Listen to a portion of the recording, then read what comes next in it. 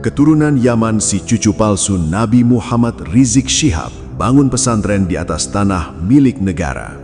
Presiden bisa apa? Menteri Pertanahan yang ditunjuk pun malah menghambakan diri kepada si Yaman penyerobot tanah negara. Kita sangat hormat sama tamu. Saking hormatnya, ada tamu yang ratusan tahun nggak mau pergi dari Indonesia.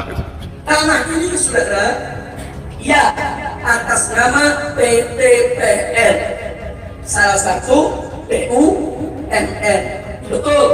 Saudara, PTPN 8 melaporkan Rizik Syihab ke Bareskrim Polri terkait penggunaan lahan di Megamendung, Kabupaten Bogor. Kapolda Jawa Barat Irjen Anton Carlian menyebut Imam Besar FPI Habib Rizik Syihab dilaporkan terkait kasus tanah di Megamendung, Bogor, Jawa Barat. Kalian sudah tepat, para wali murid sudah tepat menitipkan anaknya di sini.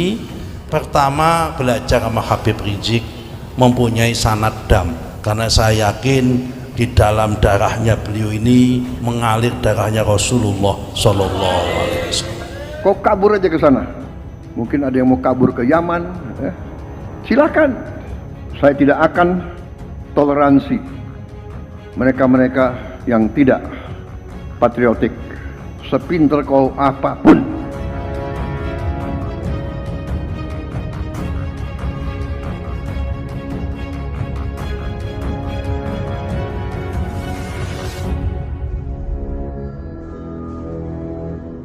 Klan Baklawi, kaum keturunan pendatang asal Yaman yang kakek moyang mereka datang ke Nusantara dengan diangkut menggunakan kapal-kapal Belanda. Jika kita searching tentang gerombolan tersebut di berbagai sosial media, maka kita akan disuguhkan berbagai fakta tentang betapa zolimnya golongan mereka terhadap bangsa Indonesia. Mulai dari klaimnya sebagai keturunan Rasulullah yang dalam praktiknya mereka gunakan untuk membangun kasta dalam agama, membelokkan berbagai sejarah masa lalu Nusantara yang diantaranya disertai dengan mengubah identitas tokoh-tokoh besar pembangun peradaban di tanah Jawa adalah orang-orang dari golongannya, hingga membangun makam-makam palsu untuk melegitimasi sejarah yang dipalsukan oleh golongan mereka. Maka dalam kesempatan kali ini kita akan membahas kezoliman orang keturunan Yaman yang lainnya, yaitu tentang penyerobotan tanah milik negara. Yang parahnya, Menteri ATR BPN yang harusnya bertugas menyelesaikan urusan pertanahan malah menghambakan diri kepada si keturunan pendatang yang telah merampas tanah negara. Apa yang kira-kira Anda rasakan ketika melihat tanah yang sangat luas milik negara, tanah milik seluruh rakyat Indonesia, tiba-tiba berdiri berbagai bangunan di atasnya, dan yang menjadi pemilik atau yang menguasainya adalah orang keturunan pendatang yang dahulu kakek moyang mereka datang ke Nusantara diangkut oleh kapal-kapal penjajah. Apa yang Anda rasakan ketika melihat di luar sana sangat banyak rakyat kecil harus berdarah-darah mempertahankan sejengkal tanah demi sesuap nasi untuk menghidupi keluarga? Tapi di saat yang sama, ada keturunan pendatang yang terang-terangan menyerobot tanah milik negara, tapi hukum seolah kehilangan taringnya. Negara seolah tidak berdaya hanya karena si keturunan pendatang itu mengatasnamakan agama.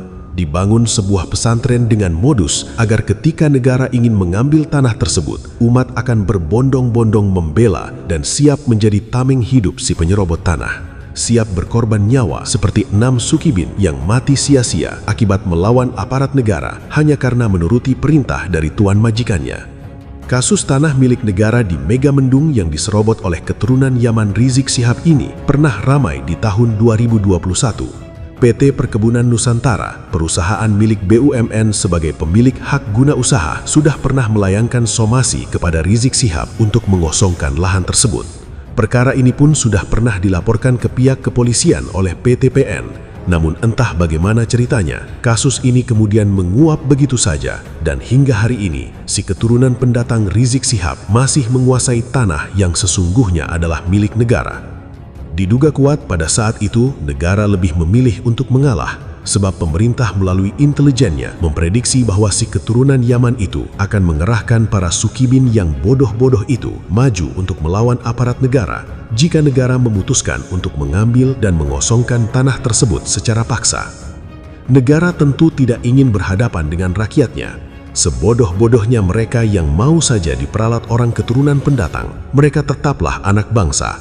Terlebih lagi sebelumnya sudah terbukti karena kebodohan itulah 6 anak bangsa yang menjadi sukibin akhirnya mati sia-sia karena berani melawan aparat negara hanya karena menuruti perintah dari tuan majikannya. Tanah ini AGU-nya milik PTPN, betul. Tapi 30 tahun PTPN tidak pernah menguasai secara fisik, saudara. Catat itu. Dan secara 30 tahun tanah ini ditelantarkan oleh PTPN. Ditelantarkan katanya 30 tahun. Pemerintah itu baru memberi HGU kepada PTPN 8 itu tahun 28. Berarti tidak diurusnya oleh PTPN belum 30 tahun. Kan? Karena HGU-nya itu baru diperoleh tahun 2008. Kalau diklaim tahun 2013 berarti kan baru 5 tahun sejak PTPN mendapat HGU dari pemerintah. Kalau Rahman itu adalah punya tanah itu dijual oleh orang. Itu bagaimana perasaan Rahman? Ya, tentu kami tidak terima jika tanah itu milik... Nah, PTPN 8 juga tidak terima terhadap hal tersebut. Baik, Pak Taufik, kalau sudah seperti ini, jadi bagaimana nanti pengambilan aset kembalinya, Pak Taufik?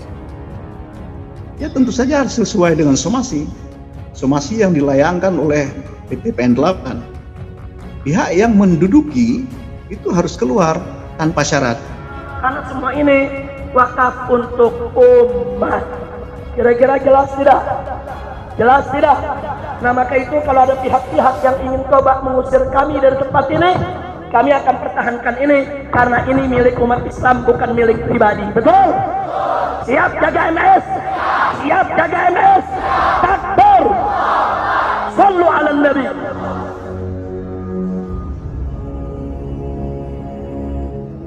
Selalu mengatasnamakan umat demi kepentingan pribadi maupun kelompoknya. Itulah salah satu kezaliman si keturunan Yaman Rizik Syihab yang selalu memperalat umat Islam untuk dijadikan tameng hidup demi melindungi kepentingan dia. Memanfaatkan kepolosan umat Islam bangsa Indonesia yang masih bisa ditipu bahwa dirinya adalah keturunan Rasulullah. Koar-koar jika pesantren yang ia dirikan itu adalah milik umat, padahal umat sama sekali tidak memiliki hak untuk ikut mengelola. Bahkan umat pun tidak punya hak untuk sekedar mengetahui transparansi keuangan di dalamnya. Yang di tahun 2024 saja, menurut situs resmi mereka, biaya awal masuk yang harus dibayarkan oleh setiap santri sudah mencapai 5 juta rupiah. Belum lagi biaya setiap bulannya yang mencapai 1.150.000 rupiah. Namun ketika pesantren yang ia dirikan tersangkut masalah dengan negara, si keturunan Yaman itu dengan entengnya, koar-koar pesantren tersebut adalah milik umat dan menyuruh umat yang maju di garda terdepan melawan aparatur negara. Dan bodohnya, umat-umat itu pun seperti sukarela dikibulin begitu saja.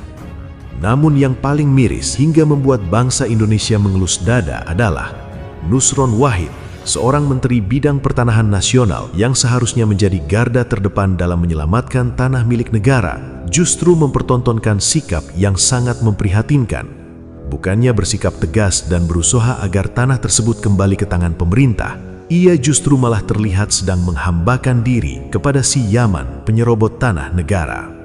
Kehormatan negara di atas segalanya, jangan sampai atas nama segan, atas nama takut, atau bahkan yang lebih parah atas nama ngalap berkah karena si penyerobot tanah negara mengklaim dirinya adalah keturunan Rasulullah, membuat seorang menteri yang seharusnya bisa berpikir rasional malah membiarkan aset negara dijarah begitu saja. Jika memang tidak mempunyai cukup nyali untuk bertindak, setidaknya duduk manis saja di kantor kementerian menikmati fasilitas yang diberikan oleh rakyat Indonesia. Bukan malah bergandeng jembut dengan orang yang jelas-jelas telah merampas tanah negara.